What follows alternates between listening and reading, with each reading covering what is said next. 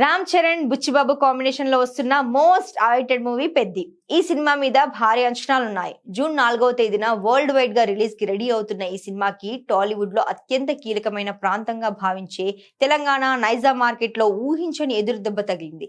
వాస్తవానికి వందల కోట్ల బడ్జెట్ తో తెరకెక్కే పాన్ ఇండియా సినిమాలకు, అలాగే తెలుగు భారీ బడ్జెట్ సినిమాలకు మొదటి వారం లేదా 10 రోజుల పాటు టికెట్ రేట్లు పెంచుకునేలా ప్రభుత్వాలు స్పెషల్ జీవోలు ఇవ్వడం సాధారణం.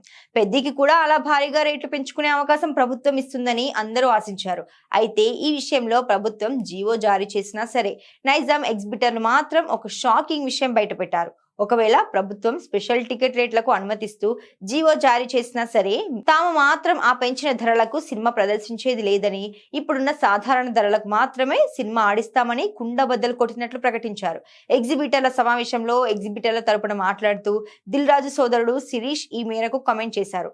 నిజానికి ప్రస్తుతానికి తెలంగాణలో ఉన్న సింగిల్ స్క్రీన్ థియేటర్లకు పర్సెంటేజ్ విధానమే ఇవ్వాలని, రెంట్ విధానం ఇక వద్దని కొంతమంది ఎగ్జిబిటర్లు ప్రెస్ మీట్ ఏర్పాటు చేశారు. అందులో భాగంగానే ఈ మేరకు శిరీష్ మాట్లాడారు.